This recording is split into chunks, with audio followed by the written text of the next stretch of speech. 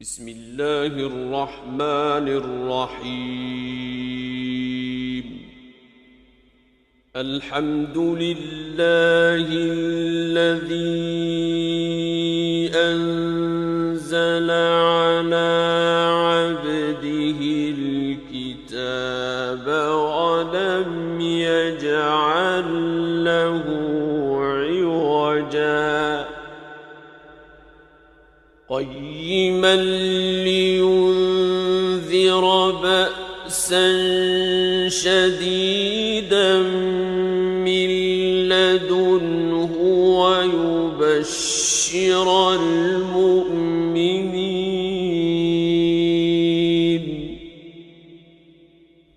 ويبشر المؤمنين الذين يعملون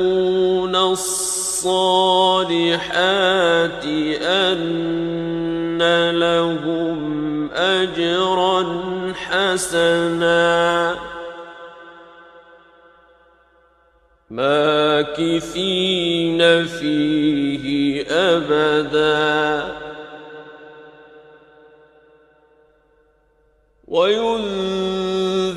الذين قالوا اتخذ الله ولدا ما لهم به من علم ولا لآبائهم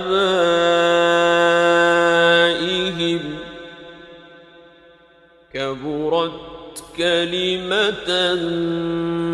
تخرج من أفواههم إن يقولون إلا كذبا فلعلك باخع نفسك على آثارهم إن لم يؤمنوا بهذا الحديث أسفا إنا جعلنا ما على الأرض زينة لها لنبلوهم أيهم أحسن عملا وإنا لجاعلون ما عليها صعيدا جرزا أم حسبت أن أصحاب الكهف والرقيم كانوا من آياتنا عجبا إذ أوى الفتية إلى الكهف فقالوا ربنا آتنا من لدنك رحمة وهيئ لنا من أمرنا رشدا فضربنا على آذانهم في الكهف سنين عددا ثم بعثناهم لنعلم أي الحزبين أحصى لما لبثوا أمدا نحن نقص عليك نبأهم بالحق إنهم فتية آمنوا بربهم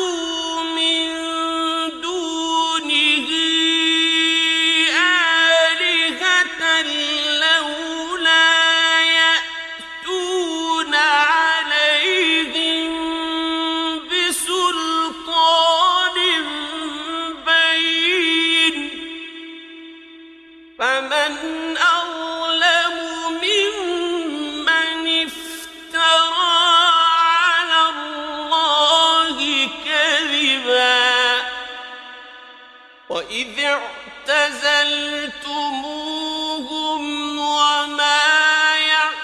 يعبدون إلا الله فأووا إلى الكهف ينشر لكم ربكم من رحمته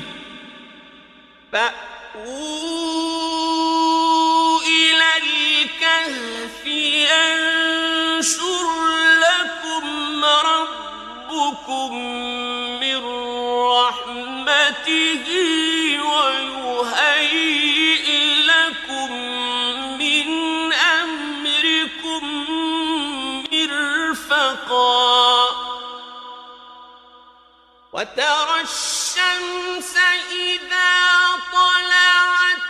تزاور عن كهفهم ذات اليمين وإذا غربت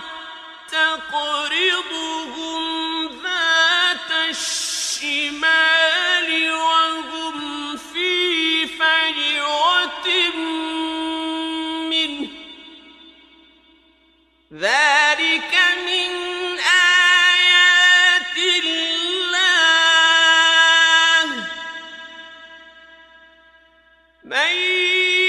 يهد الله فهو المهتد ومن يضلل فلن تجد له وليا مرشدا وتحسبهم أيقاظا وهم رقود ونقلبهم ذات اليمين وذات الشمال وكلبهم باسط ذراعيه بالوصيد لو اطلعت عليهم لوليت منهم فرارا ولملئت منهم رعبا وكذلك بعثناهم ليتساءلوا بينهم قال قائل منهم كم لبثتم قالوا لبثنا يوما أو بعض يوم قالوا ربكم أعلم بما لبثتم فابعثوا أحدكم بورقكم هذه إلى المدينة فلينظر أيها أزكى طعاما فلينظر أيها أزكى طعاما فليأتكم برزق منه وليتلطف ولا يشعرن بكم أحدا إنهم إن يظهروا عليكم يرجموكم أو يعيدوكم في ملتهم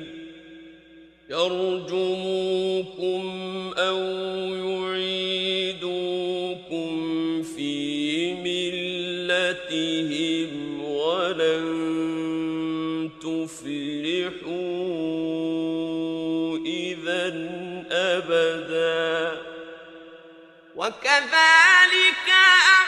أعثرنا عليهم ليعلموا أن وعد الله حق وأن الساعة لا ريب فيها إذ يتنازعون بينهم أمرهم فقالوا ابنوا عليهم بنيانا ربهم أعلم بهم قال الذين غلبوا على أمرهم لنتخذن عليهم مسجدا سيقولون ثلاثة رابعهم كلبهم ويقولون خمسة سادسهم كلبهم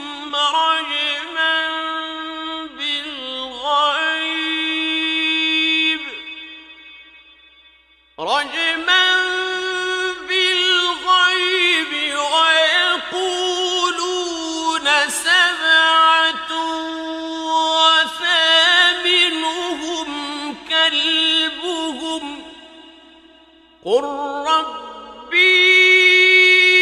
أعلم بعدتهم ما يعلمهم إلا قليل فلا تمار فيهم إلا مراء ظاهرا ولا تستفت فيهم منهم أحدا ولا تقولن لشيء إني فاعل ذلك غدا إلا أن يشاء الله واذكر ربك إذا نسيت وقل عسى أن يهديني ربي لأقرب من هذا رشدا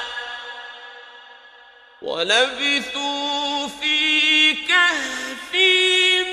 300 سنين وازدادوا 9 قل الله أعلم بما لبثوا له غيب السماوات والأرض أبصر به وأسمع ما لهم من دونه من ولي ولا يشرك في حكمه أحدا واتل ما أوحي إليك من كتاب ربك لا مبدل لكلماته ولن تجد من دونه ملتحدا واصبر نفسك مع الذين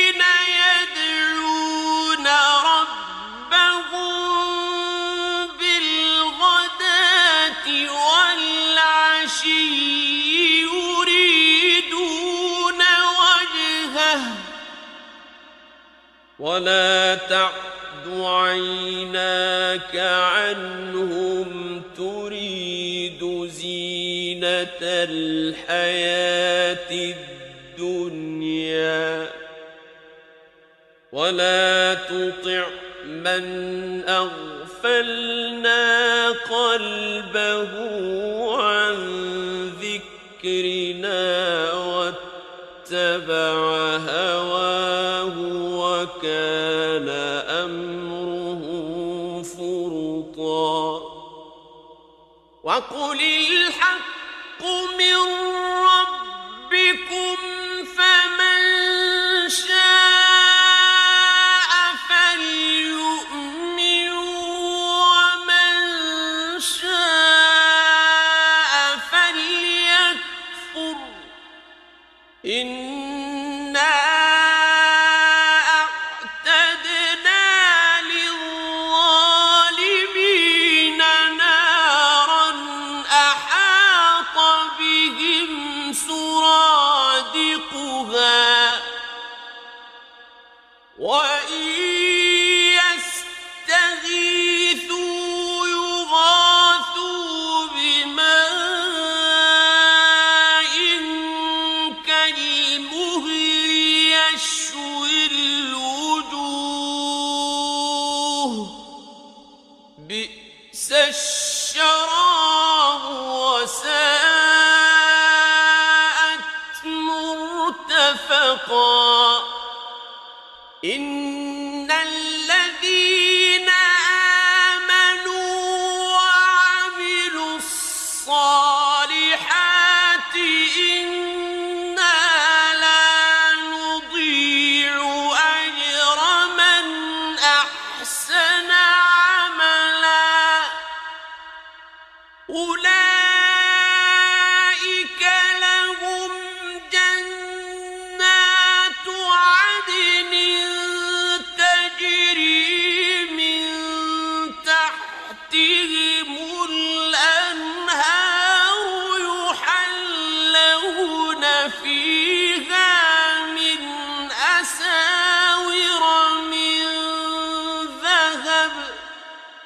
يحلون فيها من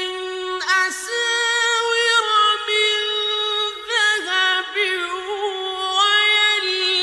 ويلبسون ثيابا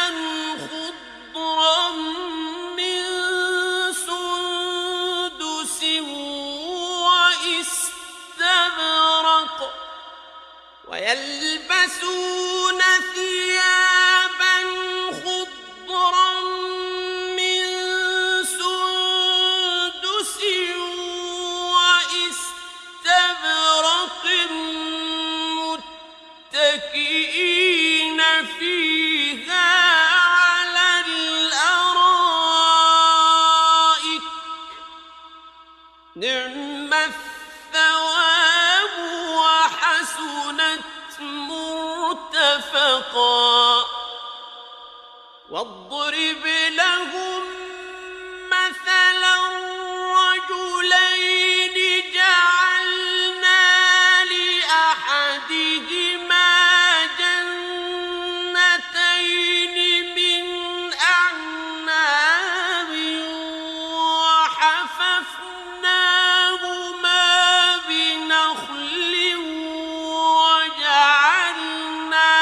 بينهما زرعا كلتا الجنتين آتت أكلها ولم تظلم منه شيئا وفجرنا خلالهما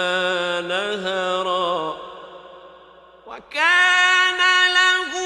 ثمر فقال لصاحبه وهو يحاوره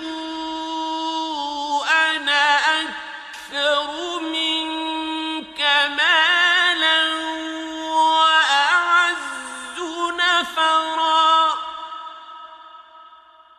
ودخل جنته وهو ظالم لنفسه قال ما أظن أن تبيد هذه أبدا وما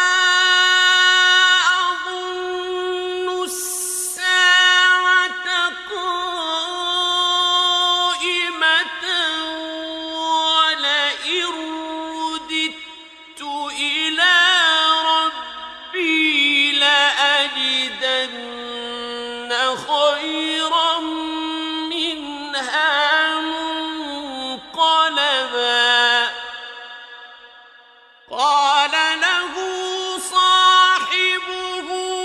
وهو يحاوره أكفرت بالذي خلقك من تراب ثم من نطفة ثم سواك رجلا لكن هو الله ربي ولا أشرك بربي أحدا ولولا إذ دخلت جنتك قلت ما شاء الله لا قوة إلا بالله إن ترني أنا أقل منك مالا وولدا فعسى ربي أن يؤتيني خيرا من جنتك ويرسل عليها حسبانا من السماء فتصبح صعيدا زلقا أو يصبح ماؤها غورا فلن تستطيع له طلبا وأحيط بثمره فأصبح يقلب كفيه على ما أنفق فيها وهي خاوية على عروشها فأصبح يقلب كفيه على ما أنفق فيها وهي خاوية على عروشها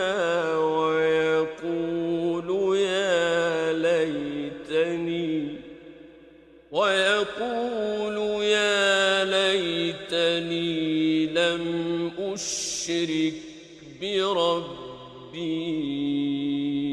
أحدا ولم تكن له فئة ينصرونه من دون الله وما كان منتصرا هنالك الولاية لله الحق هو خير ثوابا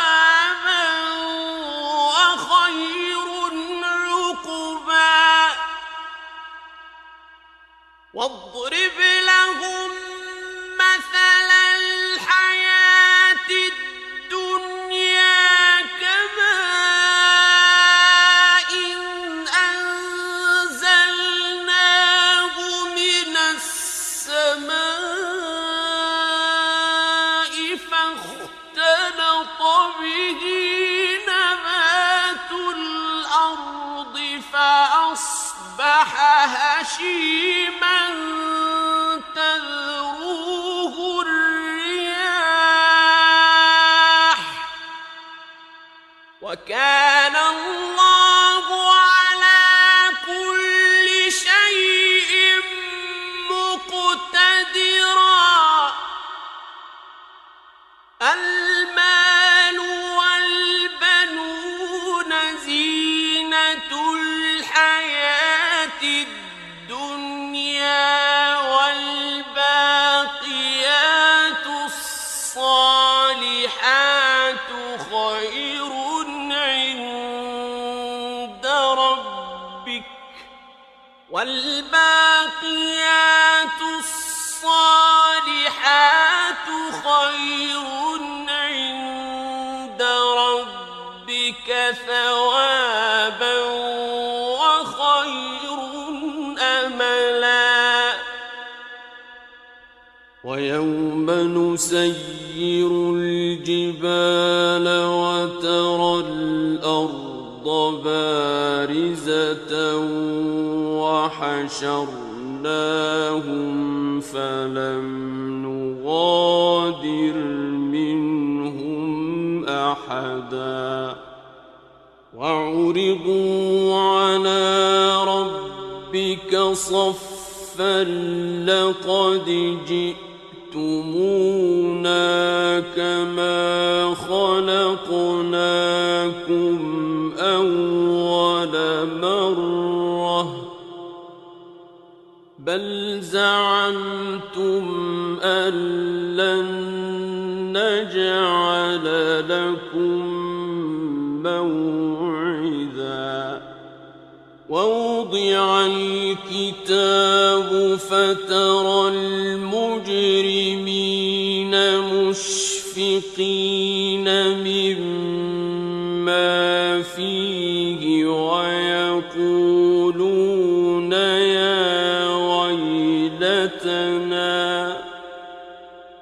ويقولون يا ويلتنا ما لهذا الكتاب لا يغادر صغيرة ولا كبيرة إلا أحصاها ووجدوا ما عملوا حاضرا ولا يظلم ربك أحدا وإذ قلنا للملائكة اسجدوا لآدم فسجدوا إلا إبليس كان من الجن ففسق عن أمر ربه أفتتخذونه وذريته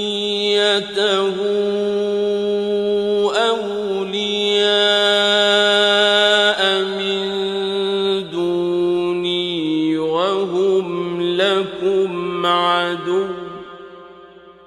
بئس للظالمين بدلا ما أشهدتهم خلق السماوات والأرض ولا خلق أنفسهم وما كنت متخذ المضلين عضدا ويوم يقول نادوا شركائي الذين زعمتم فدعوهم فلم يستجيبوا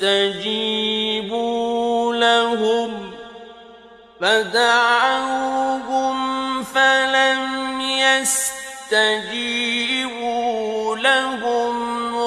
وجعلنا بينهم موبقا ورأى المجرمون النار فظنوا أنهم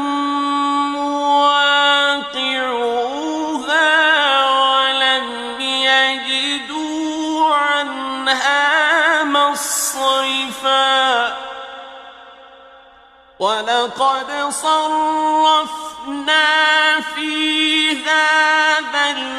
القرآن للناس من كل مثل وكان الإنسان أكثر شيء جدلا وما منع الناس أن يؤمنوا إذ جاءهم الهدى ويستغفروا ربهم إلا أن تأتيهم سنة الأولين إلا أن تأتيهم سنة الأولين أو يأتيهم العذاب قبلا وما نرسل المرسلين إلا مبشرين ومنذرين ويجادل الذين كفروا بالباطل ليدحضوا به الحق واتخذوا آياتي وما أنذروا هزوا ومن أظلم ممن ذكر بآيات ربه فأعرض عنها ونسي ما قدمت يداه إنا جعلنا على قلوبهم أكنة أن يفقهوه وفي آذانهم وقرا وإن تدعوهم إلى الهدى فلن يهتدوا إذًا أبدا وربك الغفور ذو الرحمة لو يؤاخذهم بما كسبوا لعجل لهم العذاب بل لهم موعد لن يجدوا من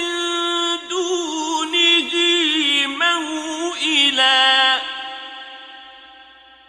وتلك القرى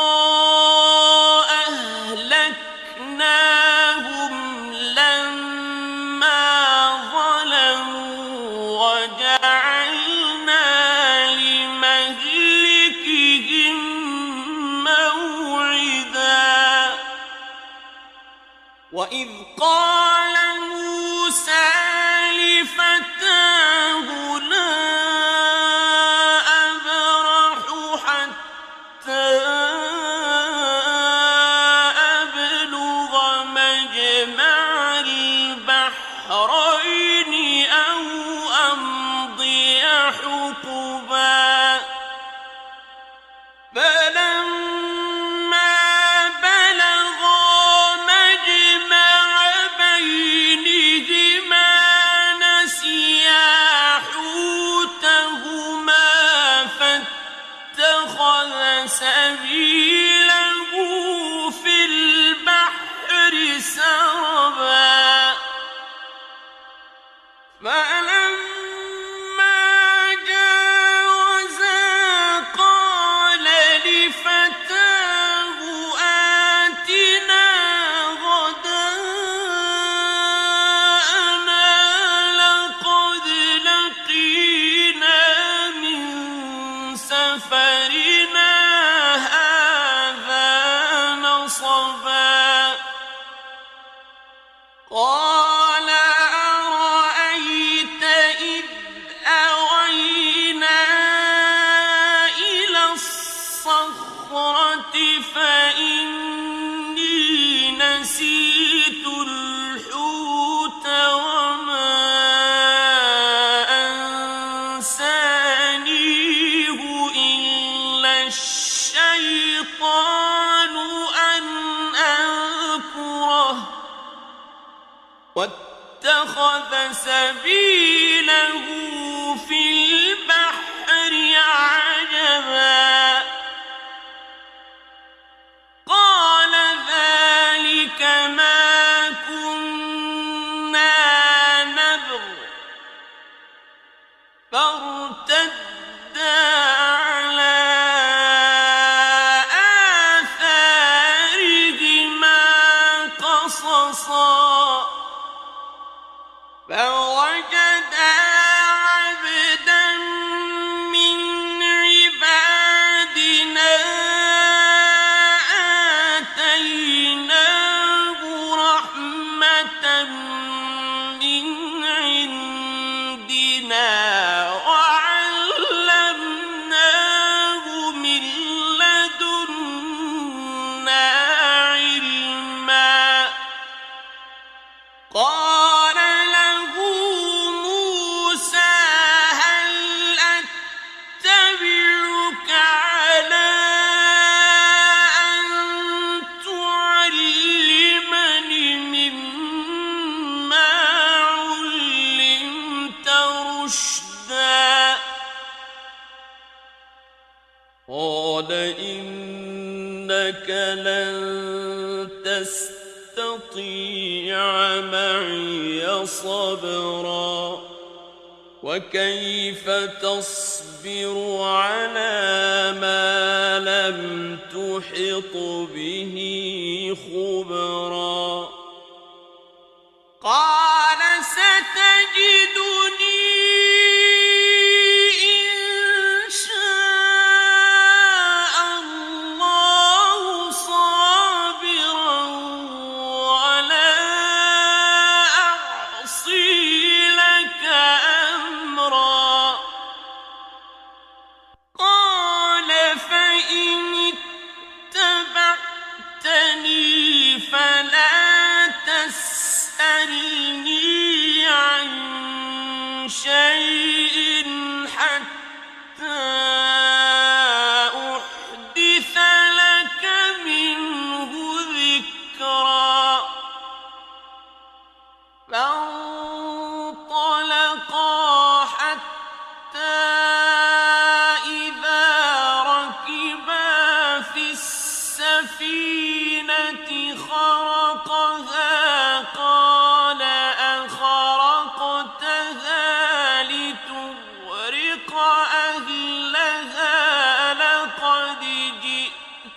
شيئا إمرا قال ألم أقل إنك لن تستطيع معي صبرا قال لا تؤاخذني بما نسيت ولا ترهقني من أمري عسرا فانطلقا حتى إذا لقيا غلاما فقتله قال أقتلت نفسا زكية بغير نفس لقد جئت شيئا نكرا قال ألم أقل لك إنك لن تستطيع معي صبرا قال إن سألتك عن شيء بعدها فلا تصاحبني قد بلغت من لدني عذرا فانطلقا حتى إذا أتيا أهل قرية استطعما أهلها فأبوا أن يضيفوهما فوجدا فيها جدارا يريد أن ينقض فأقامه قال لو شئت لاتخذت عليه أجرا قال هذا فراق بيني وبينك سأنبئك بتأويل ما لم تستطع عليه صبرا أما السفينة فكانت لمساكين يعملون في البحر فأردت أن أعيبها وكان وراءهم ملك يأخذ كل سفينة غصبا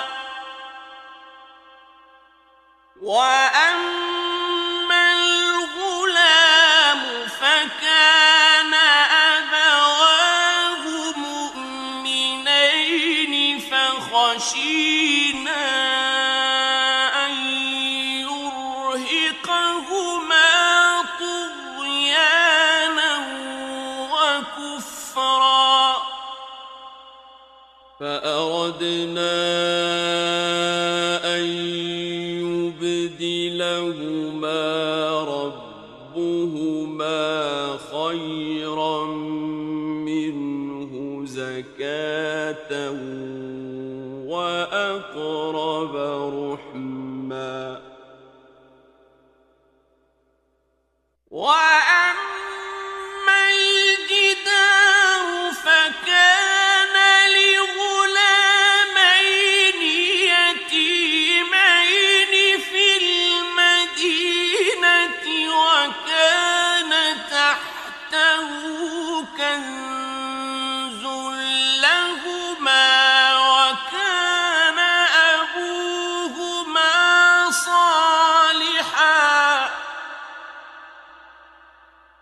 وكان أبوهما صالحا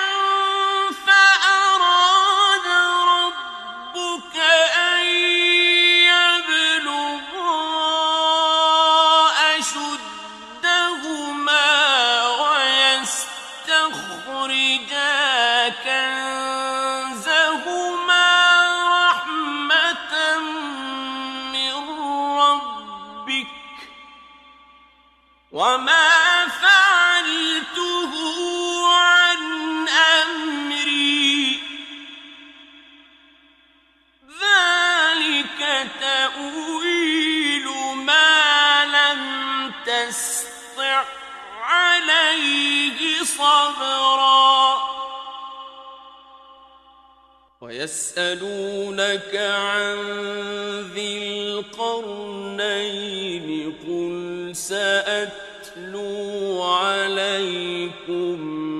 منه ذكرا إنا مكنا له في الأرض وآتيناه من كل شيء سببا فأتبع سببا حتى إذا بلغ مغرب الشمس وجدها تغرب في عين حمئة ووجد عندها قوما قلنا يا ذا القرنين إما أن تعذب وإما أن تتخذ فيهم حسنا قال أما من ظلم فسوف نعذبه ثم يرد إلى ربه فيعذبه عذابا نكرا وأما من آمن وعمل صالحا فله جزاء الحسنى وسنقول له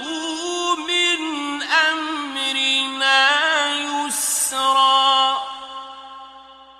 ثم أتبع سببا حتى إذا بلغ مطلع الشمس وجدها تطلع على قوم لم نجعل لهم من دونها سترا كذلك وقد أحطنا بما لديه خبرا ثم أتبع سببا حتى إذا بلغ بين السدين وجد من دونهما قوما لا يكادون يفقهون قولا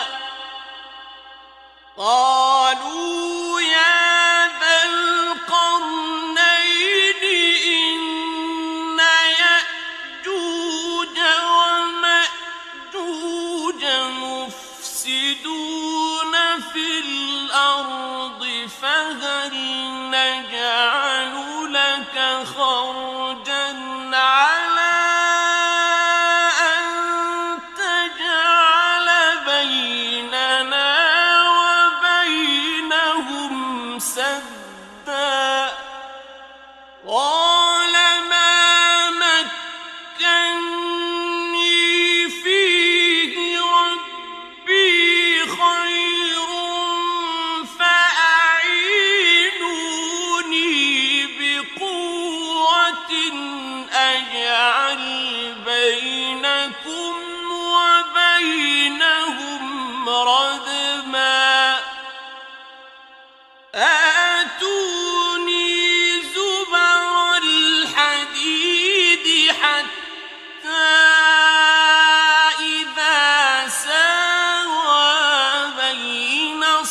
الصدفين قال انفخوا حتى إذا ساوى بين الصدفين قال انفخوا حتى إذا جعله نارا قال آتوني أفرغ عليه قطرا فما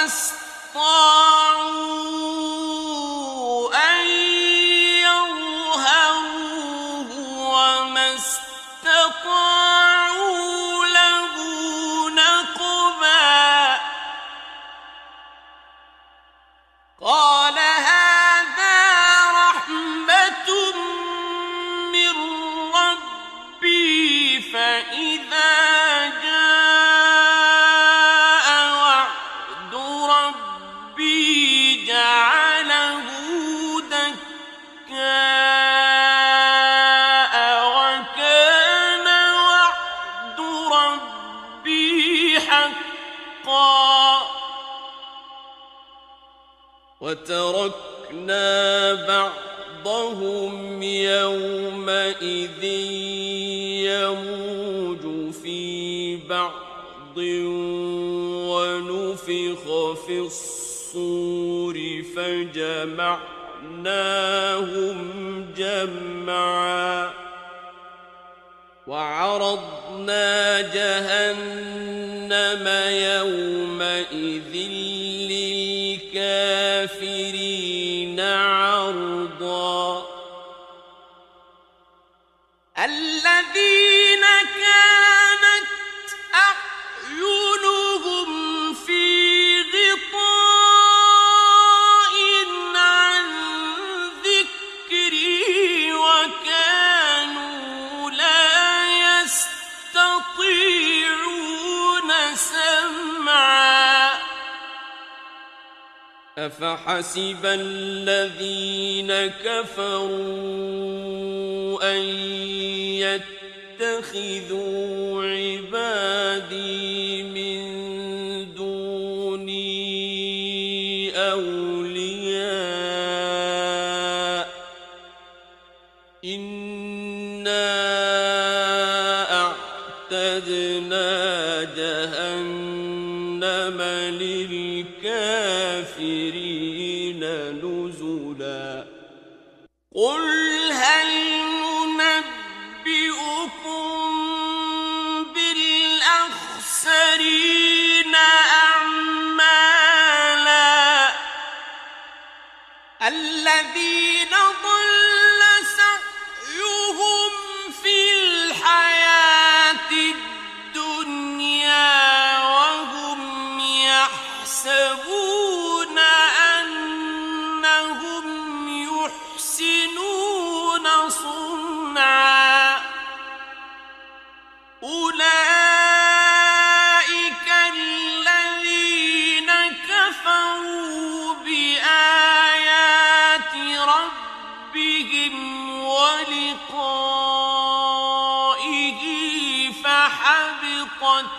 أعمالهم فلا نقيم لهم يوم القيامة وزنا ذلك جزاؤهم جهنم بما كفروا واتخذوا آياتي ورسلي هزوا إن الذين آمنوا وعملوا الصالحات كانت لهم جنات الفردوس نزلا خالدين فيها لا يبغون عنها حولا قل لو كان البحر مدادا لكلمات ربي لنفد البحر قبل أن تنفد كلمات ربي لنفد البحر قبل أن تنفد كلمات ربي ولو جئنا بمثله مددا قل إنما أنا بشر مثلكم يوحى إلي أنما إلهكم إله واحد فمن كان يرجو لقاء ربه فليعمل عملا صالحا ولا يشرك بعبادة ربه أحدا